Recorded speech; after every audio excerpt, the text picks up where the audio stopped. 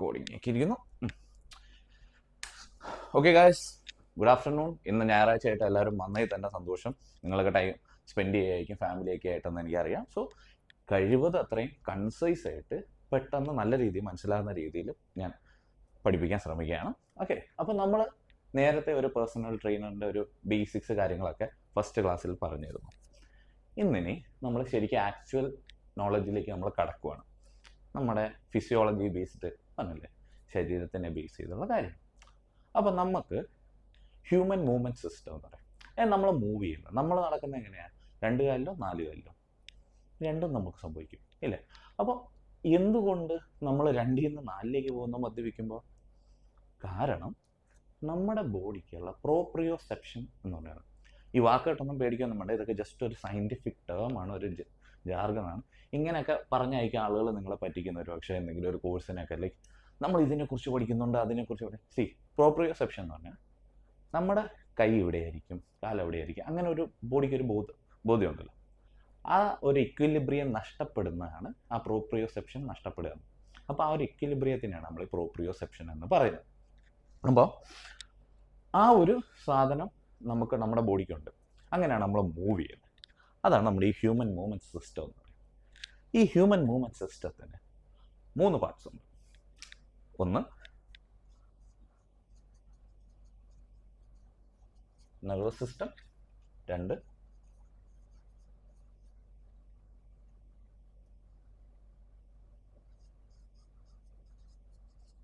Muscular system, 3 skeletal system. ഇത് മൂന്നിൽ ഏതെങ്കിലും ഒരെണ്ണം ഇല്ലെങ്കിൽ പോലും നമുക്ക് മൂവ്മെൻറ്റ് സാധ്യമല്ല. അതായത് നെർവാണ് നമ്മുടെ ബ്രെയിനിൽ നിന്ന് സിഗ്നൽസ് കൊണ്ടുപോകുന്നത്. ഇപ്പം ഞാനിപ്പോൾ കൈ പൊക്കണമെന്ന് വിചാരിക്കുന്നുണ്ടെങ്കിൽ നെർവ് വിചാരിച്ചാൽ മാത്രമേ എനിക്ക് ഇവിടെ സിഗ്നൽ എത്തത്തുള്ളൂ, ആ മൂവ്മെൻറ്റ് എത്തത്തുള്ളൂ. അതേപോലെ മസ്കുലർ സിസ്റ്റം, ആ മസിൽസ് ഉണ്ടെങ്കിൽ മാത്രമാണ് ഈ എല്ലിനെ പൊക്കാൻ പറ്റും. ഇനി സ്കെലിറ്റൽ സിസ്റ്റം, ഈ എല്ലില്ലെങ്കിൽ എനിക്ക് ഈ ഫോം പോലെ ഈ ഷേപ്പ് പോലും ഇല്ല, ഞാൻ അമീബയെ പോലെ ഇരിക്കും. ഓക്കെ, അപ്പോൾ ഈ ഹ്യൂമൻ മൂവ്മെൻറ്റ് സിസ്റ്റം എന്ന് പറയുമ്പോൾ, അപ്പോൾ നമ്മൾ ഒരാളെ ട്രെയിൻ ചെയ്യുകയാണെന്നിരിക്കട്ടെ, ഒരു കോച്ച് ചെയ്യുകയാണെന്നിരിക്കട്ടെ, നമ്മൾ ശരിക്കും അയാളുടെ നെർവസ് സിസ്റ്റത്തെയും മസ്കുലർ സിസ്റ്റത്തിനെയും സ്കെലിറ്റൽ സിസ്റ്റത്തിനെയും 3നെയാണ് ട്രെയിൻ ചെയ്യുന്നത്. ഇത് 3നെയും ട്രെയിൻ ചെയ്യുമ്പോൾ ഓരോ സ്റ്റിമുലസ് അനുസരിച്ചിരിക്കും. അതായത് ഇപ്പോൾ ഒരു ബോഡി ബിൽഡറിനെയാണ് നിങ്ങൾ ട്രെയിൻ ചെയ്യുന്നത്, കൂടുതലും ഈ മസിൽസ് ബിൽഡ് ചെയ്യുക എന്നുള്ളതായിരിക്കും, ഹൈപ്പർട്രോഫി. നിങ്ങളൊരു സ്പോർട്സ് പേഴ്സണെയാണ് ട്രെയിൻ ചെയ്യുന്നതെങ്കിൽ നെർവസ് സിസ്റ്റവും സ്കെലിറ്റൽ സിസ്റ്റവും ആയിരിക്കും കൂടുതൽ ഫോക്കസ്. കാരണം അയാൾക്ക് ആ ഫോഴ്സ് പ്രൊഡക്ഷൻ ഭയങ്കര സ്പീഡായിരിക്കണം. അതും സ്പോർട്ട് അനുസരിച്ച് മാറാം കേട്ടോ. ക്യാരംസ് കളിക്കാൻ ട്രെയിൻ ചെയ്യുന്ന പോലെ അല്ല നമ്മൾ ഗോൾഫിനെ ട്രെയിൻ ചെയ്യുക, അതുപോലെയല്ല അമേരിക്കൻ ഫുട്ബോളിനെ ട്രെയിൻ ചെയ്യുക, റഗ്ബിക്ക് ട്രെയിൻ ചെയ്യുക. അപ്പോൾ ഓരോ സ്പോർട്സ് സ്പെസിഫിക് ആയിട്ട് മെയിൻലി നമ്മുടെ ഇപ്പോൾ ചിന്തിക്കാനാണെങ്കിലും മൂവ്മെൻറ്റ് സ്പീഡാകാനാണെങ്കിലും നെർവസ് സിസ്റ്റം വേണം. അതുപോലെ ആ ഇമ്പാക്റ്റിനനുസരിച്ച് ഇഞ്ചുറി ഉണ്ടാവായിരിക്കും സ്കെലിറ്റൽ സിസ്റ്റം. മനസ്സിലായി? അപ്പം നമ്മൾ ഇങ്ങനെയാണ് കോച്ചിങ്ങിനെ കാണേണ്ടത്. ഓക്കെ, ഈ 3 കാര്യങ്ങളും ബേസാണ്. അതേപോലെ ഈ കാര്യങ്ങളിൽ തന്നെ നിങ്ങൾക്ക് ശ്രദ്ധിക്കാൻ പറ്റിയ നിങ്ങളുടെ കോച്ചിങ് ഭയങ്കര ബെനിഫിഷ്യലായിട്ട് ഫീൽ ചെയ്യും ക്ലയൻറ്റിന്. അപ്പം ഈ 3നെയും കൂടെ ആയിട്ട് നമുക്ക് വിളിക്കാവുന്ന മറ്റൊരു പേരാണ്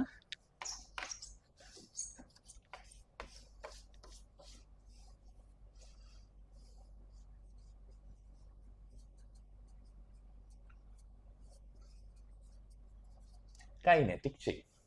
ഒരു പക്ഷേ എൻ്റെ ഒരു ഊഹമാണ് കേട്ടോ, ഈ പേര് വരാൻ കാരണം തന്നെ ആ പറഞ്ഞ 3 സിസ്റ്റംസ് ഒരു ചെയിൻ കൂട്ടി ലിങ്ക് ചെയ്ത് അവിടെ മൂവ്മെൻ്റ് ഉണ്ടാകുന്നതുകൊണ്ടായിരിക്കണം ഇതിന് കൈനറ്റിക് ചെയിൻ എന്ന് പറയുന്നത്. ഓക്കെ, അപ്പോൾ ഇതാണ് ഹ്യൂമൻ മൂവ്മെൻറ്റ് സിസ്റ്റത്തിൻ്റെ ബേസിക്സ്. ഈ 3 സിസ്റ്റം, അതായത് muscular, nervous and skeletal system, ഇത് 3ഉം കൂടെ ഒന്നിച്ച് വർക്ക് ചെയ്യുന്നിടത്താണ് കാര്യം. ഇത് 3നും അതിൻ്റേതായിട്ടുള്ള ഇമ്പോർട്ടൻസ് നമ്മൾ കൊടുക്കേണ്ടതുണ്ട്. അതേപോലെ തന്നെ നമ്മൾ ഒരു കോച്ചായിട്ട് വർക്ക് ചെയ്യുമ്പോൾ ഒരാൾക്ക് എന്താ വേണ്ടതെന്ന് അറിഞ്ഞ് അതനുസരിച്ച് കോച്ച് ചെയ്യാൻ പറ്റുന്നതാണ് നമ്മുടെ ഏറ്റവും വലിയൊരു തുറപ്പ് കിട്ടുമെന്ന് പറയുന്നത്. ഓക്കെ, ഇനി എല്ലാം കൂടെ എനിക്ക് എക്സ്പ്ലെയിൻ ചെയ്യാൻ പറ്റില്ല എന്ന് എനിക്കറിയാം, വളരെ കുറച്ച് സമയമല്ലേ ഉള്ളൂ. അതുകൊണ്ട് ഞാനൊരു കാര്യം ചെയ്യാം, ഇന്ന് സ്കെലിറ്റൽ സിസ്റ്റത്തെക്കുറിച്ച് പറയാം.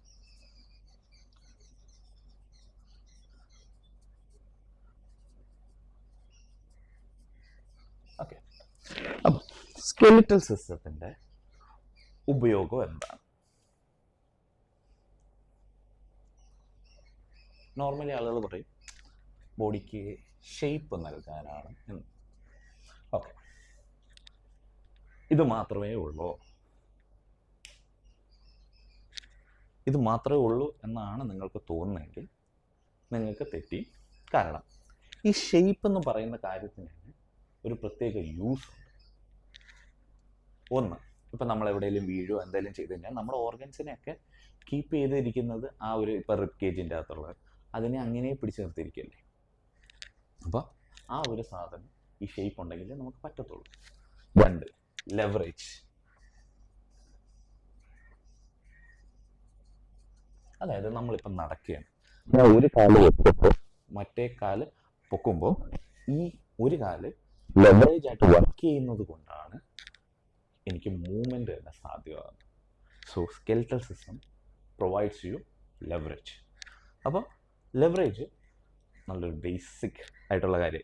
ഇതുമായിട്ട് ആളുകൾ കൺഫ്യൂസ് ചെയ്യാറുണ്ട്. രണ്ടായിട്ട് കാണാൻ പിടിക്കുക. ഷേപ്പും അതിൻ്റേതായിട്ടുള്ള ഗുണമുണ്ട്, ലെവറേജ്. അതായത് നമുക്കിപ്പോൾ സ്കെൽറ്റൽ സിസ്റ്റം ഇല്ലായിരുന്നു എങ്ങനെ ഇരുന്നേനെ, നമ്മൾ അമീബയെ പോലെ ഇരുന്നേനെ. കാരണം നമുക്ക് ഒരു പ്രത്യേക ഷേപ്പ് ഇല്ലല്ലോ.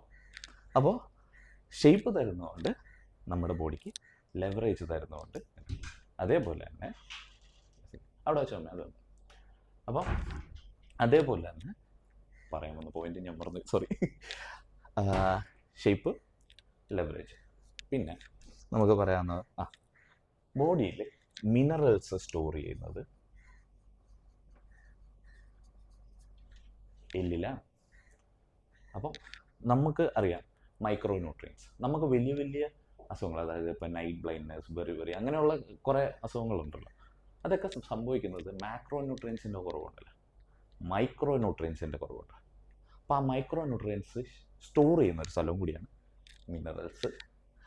മൈക്രോ ന്യൂട്രിയൻ്റ് ആണ് മിനറൽ, അത് സ്റ്റോർ ചെയ്യുന്നൊരു സ്ഥലവും കൂടിയാണ് നമ്മുടെ സ്കെലിറ്റൻ. പിന്നെ വേറൊരു തെറ്റിദ്ധാരണ ഒരുപക്ഷെ ഉണ്ടാവും. അതായത് നമ്മുടെ ബോഡിക്ക് ഷേപ്പ് ഉള്ളതുകൊണ്ടാണ് നമുക്ക് മൂവ് ചെയ്യാൻ പറ്റുന്നതെന്ന്. തീർച്ചയായിട്ടും അല്ല. അതായത് ഇപ്പോൾ ഒരു സ്കെലിറ്റൻ അതിന് അങ്ങനെ സ്റ്റെബിലിറ്റി കൊടുക്കുന്നു എന്നുണ്ടായിരുന്നെങ്കിൽ, നമ്മുടെ എല്ലാവരും നോർമലി അതന്നെ സ്റ്റെബിലിറ്റി എന്ന് പറയും. സ്കെലിറ്റൻ സ്റ്റെബിലിറ്റി തരുന്നു എന്ന് പറയും. സ്കെലിറ്റൻ സ്റ്റെബിലിറ്റി നമുക്ക് തരുന്നുണ്ടെങ്കിൽ ഒരു സ്കെലിറ്റൻ നേരെ വെച്ച് അത് സ്റ്റേബിളായിട്ട് നിൽക്കേണ്ട. പക്ഷെ അത് നിൽക്കില്ല. കാരണം അതിനെ സ്റ്റെബിലൈസ് ചെയ്യുന്നത് മസിൽസാണ്. നമുക്ക് എഴുന്നേറ്റ് നിൽക്കാനും എല്ലാത്തിനും നമുക്ക് ആ ഒരു എബിലിറ്റി തരുന്നത് മസിൽസാണ്. അപ്പോൾ ഒരു പക്ഷേ ഇത്രയും നാളും തെറ്റായ ഒരു ധാരണയിലൂടെയാണ് നമ്മൾ പോയിക്കൊണ്ടിരുന്നതെന്ന് എനിക്ക് തോന്നുന്നത്. കാരണം നമ്മൾ പറയും നമ്മുടെ സ്കെലിറ്റൽ സിസ്റ്റമാണ് നമുക്ക് സ്റ്റെബിലിറ്റി തരുന്നത്. അല്ല, സ്കെലിറ്റൽ സിസ്റ്റം നമുക്ക് ഷേപ്പും ലെവറേജും തരുന്നു. നമുക്ക് എഴുന്നേറ്റ് നിൽക്കാനും എല്ലാത്തിനുള്ള സ്റ്റെബിലിറ്റി. എൻ്റെ കാലിലെ മസിൽസ് ബലമുള്ളതുകൊണ്ട് അതിനെ സ്റ്റെബിലൈസ് ചെയ്യുന്നതുകൊണ്ടാണ് ഞാൻ എഴുന്നേറ്റ് നിങ്ങളുടെ മുന്നേ സംസാരിക്കാൻ പറ്റുന്നത് എനിക്ക്. അപ്പോൾ നമുക്ക് സ്റ്റെബിലിറ്റി തരുന്നത് മസ്കുലർ സിസ്റ്റമാണ്, സ്കെലിറ്റൽ സിസ്റ്റം അല്ല. മനസ്സിലാക്കി വെച്ചോളാം. പിന്നെ സ്കെലിറ്റൽ സിസ്റ്റത്തിന് മറ്റൊരു ഗുണം, നിങ്ങളുടെ ബോഡിയിലെ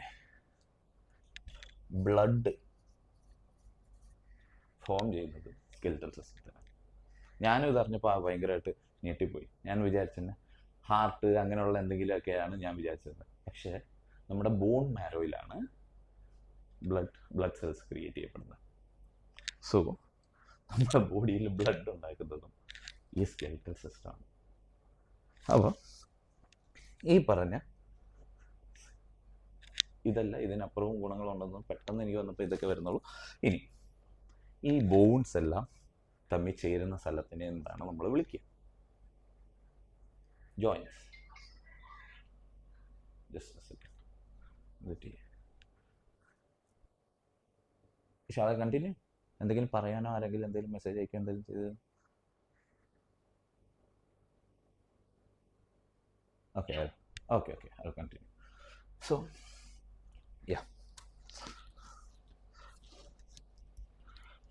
അപ്പോൾ ഈ പറഞ്ഞ സ്കെലിറ്റൽ സിസ്റ്റം എന്ന സാധനം നമുക്ക് ഫോം ആകുന്നത്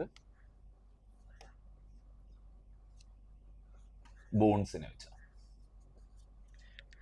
ഈ ബോൺസ് എല്ലാം കൂടി ചേരുന്ന സ്ഥലമാണ് ജോയിൻസ്. ഇതൊക്കെ നിങ്ങൾക്ക് ഒരുപക്ഷെ അറിയാമല്ലോ എന്നുള്ളതൊക്കെ. ഈ ബേസിക്സ് അറിവുകൾ തന്നെ അത് നമ്മൾ ഇങ്ങനെ ഉപയോഗിക്കുന്നു എന്നതിലാണ് കേട്ടോ നമ്മുടെ ജോലി കാര്യങ്ങളെല്ലാം നിൽക്കുന്നത്. അപ്പം നമുക്ക് ഏകദേശം 206 ബോൺസ്.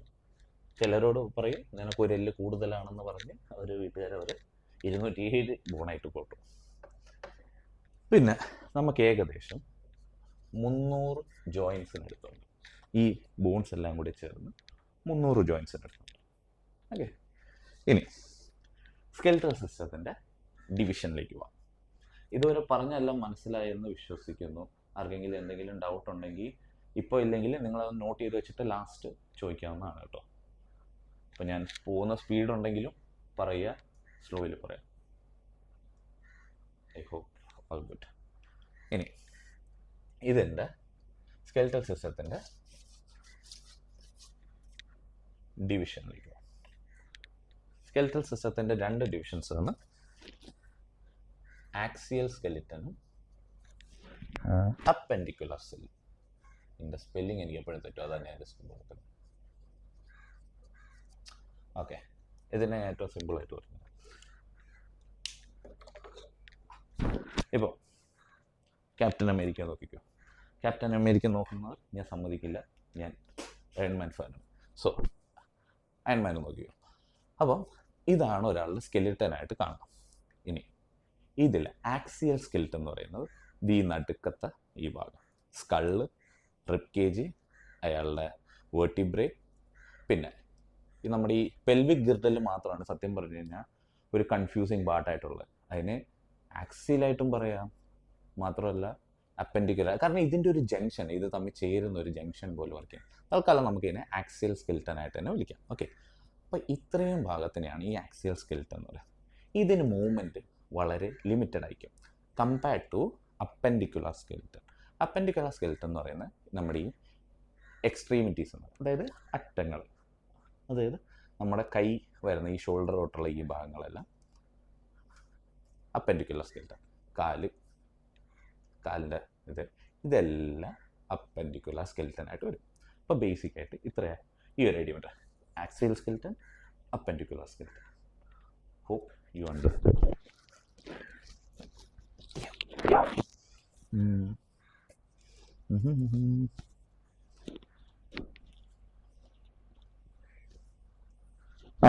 ഇനി അപ്പൻഡിക്കുലർ സ്കെലിറ്റനിൽ ഏകദേശം 126 ബോൺസ് ഉണ്ടെന്ന് പറഞ്ഞു. 126 ബോൺസ്. ബാക്കി ആക്സിയൽ സ്കെലിറ്റനിൽ 80. ഞാൻ നമ്പരൊന്നും അങ്ങനെ ഓർത്ത് വെക്കാറില്ല, സോറി കേട്ടോ, അത് വെച്ചാണ് നോക്കിയത്. അപ്പോൾ ആക്സിയൽ സ്കെലിറ്റൻ എന്ന് പറയുന്നത് സ്കള്ള്, വെർട്ടിബ്രൽ കോളം,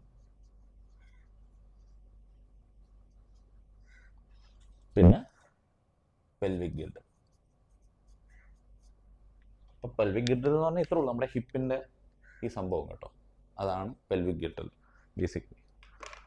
ബാക്കി അതർ ബോൺസ് എല്ലാം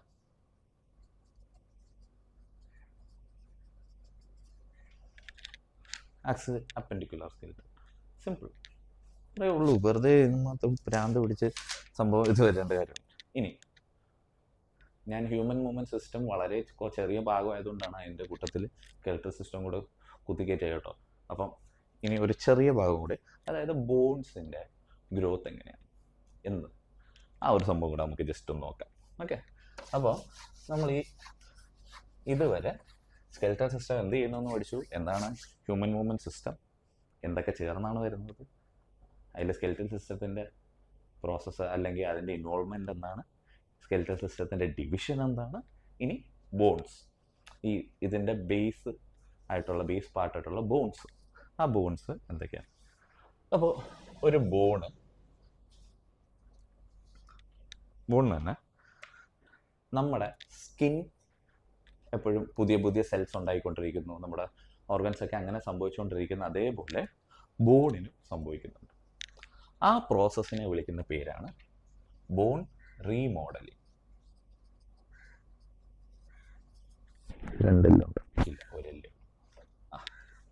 ബോൺ റീമോഡലിംഗ്.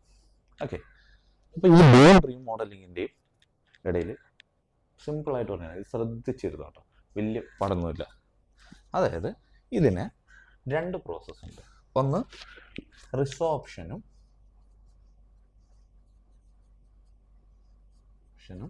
പിന്നെ ഫോർമേഷനും.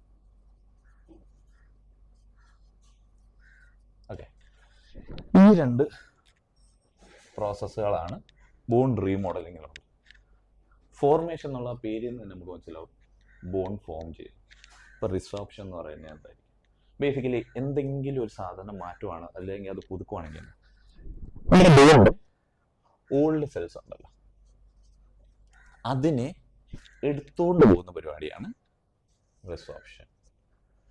ഇനി ന്യൂ സെൽസിനെ കൊണ്ടുവരുന്ന പരിപാടിയാണ് ഫോർമേഷൻ. അപ്പം ഇതിനെ എടുത്ത് മാറ്റി ഇതിനെ എടുത്ത് വെക്കുന്നു, അതാണ് ബോൺ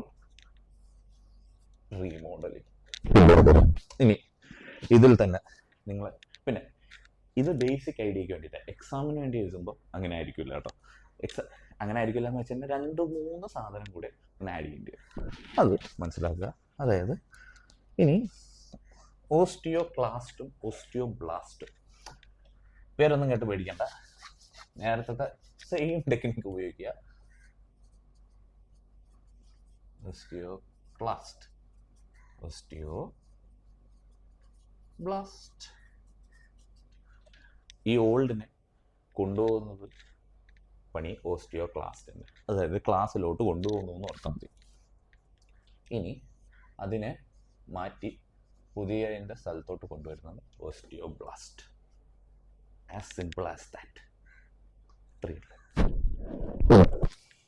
ഇതിൽ തന്നെ ബോണിൻ്റെ പല പല ഷേപ്പ് അനുസരിച്ച് നമ്മൾ പല പല ക്ലാസിഫിക്കേഷൻസ് ഉണ്ട്. ലോങ് ബോൺസ് ഉണ്ട്, ഷോർട്ട് ബോൺസ് ഉണ്ട്, സെസമൈഡ് ബോൺസ് ഉണ്ട്. അങ്ങനെ ഷേപ്പ് അനുസരിച്ചുള്ള ക്ലാസിഫിക്കേഷൻസും ബോൺസിനും ഉണ്ട്. അപ്പം എന്താണ് ലോങ് ബോൺ? ഇപ്പം എൻ്റെ കയ്യിൽ നീളമുള്ള ബോൺ, സിമ്പിൾ, ആ പേര് തന്നെ ഉണ്ട്, നീളമുള്ള ബോൺ ലോങ് ബോൺ. ചെറിയത് എൻ്റെ കൈ പത്തിയിലൊക്കെ ഉള്ള ബോൺസ് ഷോർട്ട് ബോൺസ്. സിമ്പിൾ, ഈ ഒരു കാര്യമുള്ളൂ. അപ്പോൾ ഈ ലോങ് ബോൺസിൽ നമുക്ക് നല്ലൊരു ഉദാഹരണം, നമ്മളിപ്പോൾ ഇറച്ചിയൊക്കെ ഇപ്പം ചിക്കനൊക്കെ കഴിക്കുമ്പോൾ ചിക്കൻ്റെ ബോൺ, നമ്മുടെ ചിക്കൻ കാലൊക്കെ നമ്മൾ കഴിച്ചു കഴിയുമ്പോൾ ഈ ഭാഗം നമ്മൾ കടിച്ചു തിന്ന് കഴിയാൻ നേരത്തേക്ക് ഇതിന് ഇങ്ങനൊരു പാർട്ട് വരും കേട്ടോ.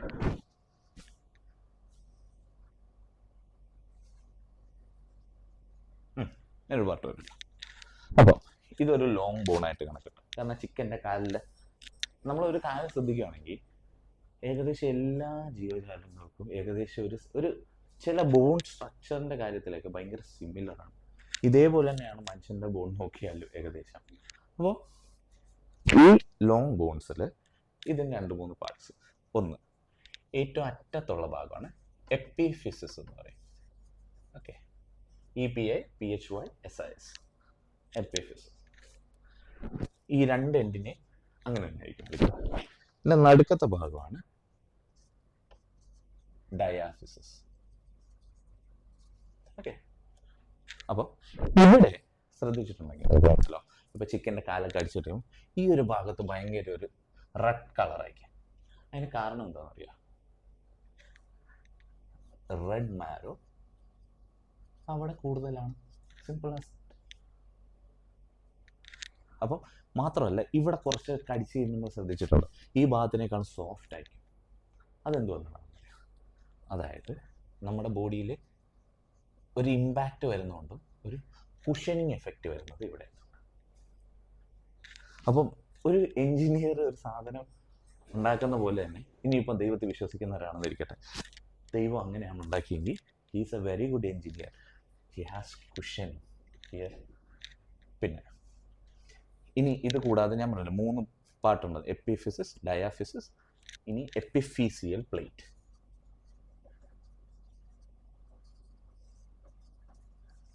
ഇനി ഇതാണ് നമ്മുടെ നാട്ടിലെ ചർച്ചാ വിഷയമാകുന്ന സാധനം. എങ്ങനെയൊന്നുമില്ല, എപ്പിഫീസിയൽ പ്ലേറ്റ് എന്ന് പറയുന്നത് ഈ എപ്പിഫിസിസിനും ഡയാഫിസിസിൻ്റെ ഇടയിൽ വരുന്ന ഭാഗം. ഇവിടെയാണ് നമുക്ക് ബോൺ ഗ്രോത്ത് ഉണ്ടാകുന്നത്. അപ്പം നമ്മൾ കഴിക്കുന്ന ഭക്ഷണം ഒരു കൊച്ചു വളരുന്നതിനനുസരിച്ച് ഇവിടെ നിന്നാണ് നീളം വെച്ച് വളരുന്നത്. അങ്ങനെ ടോട്ടലി ഇതൊരാൾ പ്രായപൂർത്തി എത്തിക്കഴിയുമ്പോൾ ഇത് മൊത്തത്തിൽ ഫ്യൂസ് ആവും. ഇനി അത് വളരില്ല. ഓക്കെ, ഇനി ഈ വളർച്ചയെ ബാധിക്കാൻ സാധ്യതയുള്ളത് ഈ എപ്പിഫീസിയൽ പ്ലേറ്റിന്റെ ഗ്രോത്തിനെ എന്തെങ്കിലും ബാധിച്ചാൽ അത് ബാധിക്കാൻ സാധ്യതയുണ്ട്. അത് ഉറക്കക്കുറവുണ്ടാവാം, ആഡിക്വേറ്റ് ന്യൂട്രീഷൻ ഇല്ലാത്തതുകൊണ്ടാവാം, ബ്ലഡ് ഫോഴ്സ് ട്രോമ ഉണ്ടാവാം, എന്ത് വേണമെങ്കിലും ആവാം. പക്ഷേ നമ്മുടെ നാട്ടിൽ എന്താ പറയുന്നത്, ഏറ്റവും വലിയ വില്ലൻ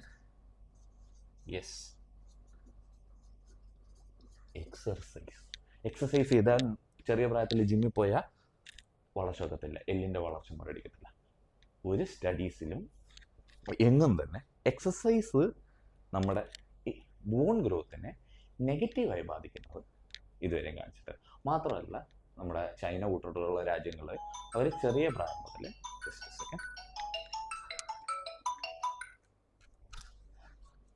ചൈന കൂട്ടുള്ള രാജ്യത്തൊക്കെ അവർ ചെറിയ പ്രായത്തിൽ ഇതൊക്കെ ചെയ്യുന്നുണ്ട്. Still they are having medals and they are healthy as well. So ഒരു തെറ്റിദ്ധാരണ. അപ്പം എപ്പിഫിസിസ് അറ്റം, ഡയാഫിസിസ് നടുക്ക്, ഇത് രണ്ടിൻ്റെ നടുക്ക് എപ്പിഫീസിയൽ പ്ലേറ്റ്. അതാണ് ഒരു ലോങ് ബോണ്ട്. പിന്നെ കുറച്ചുകൂടെ സാധനമൊക്കെ പറയണമെന്ന് നിർബന്ധമുണ്ടെങ്കിൽ ഇതിന് ചുറ്റുമായിട്ട് വരുന്ന ഒരു ടഫ് കവറിങ് ഉണ്ടല്ലോ, അങ്ങനെ വിളിക്കുന്ന പേരാണ് പെരിയോസ്റ്റിയം. പിന്നെ ഇതിൻ്റെ ഇടയിലുള്ള ഒരു ക്യാവിറ്റി ഇല്ലേ, നമ്മൾ പഠിച്ചു പൊട്ടിച്ചിട്ട് ഇങ്ങനെ വലിച്ചെടുക്കുവാണെങ്കിൽ നമുക്ക് ആ ഒരു ഹോൾ, അതാണ് മെഡുലാർ ക്യാവിറ്റി. സോ ഇങ്ങനെയുള്ള ബേസിക്സ് കാര്യങ്ങളൊക്കെ ഉള്ളൂ. സോ ബേസിക്കലി ഇന്ന് നമ്മൾ പഠിച്ചത് ഹ്യൂമൻ മൂവ്മെൻറ്റ് സിസ്റ്റം, ഏതൊക്കെ 3 സിസ്റ്റംസ് ചേർന്നാണ്, സ്കെൽറ്റൽ സിസ്റ്റം എന്താണ് നമ്മൾ ശരിക്കും ഹെൽപ്പ് ചെയ്യുന്നത്, ഡിഫറെൻറ്റ് ടൈപ്സ് ഓഫ് ബോൺസ്, പിന്നെ എത്ര ജോയിൻറ്റ്സ് ഉണ്ട്, പിന്നെ സ്കെൽറ്റൽ സിസ്റ്റത്തിൻ്റെ ഡിവിഷൻസ്, പിന്നെ എങ്ങനെയാണ് ഒരു ബോൺ വളരുന്നത്.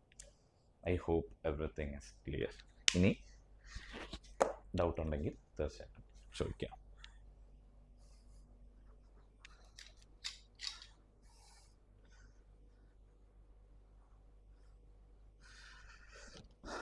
ഒരു ഹാൻഡ് റൈസ് ചെയ്തിട്ടുണ്ട്, ചോദിച്ചോളൂ, എന്താണെന്ന് ചോദിച്ചോ. അല്ല, ഈ എക്സസൈസ് പറഞ്ഞോ. നമ്മുടെ ബോണ്ട് ഹെൽത്തിനെ ബാധിക്കില്ലെന്ന്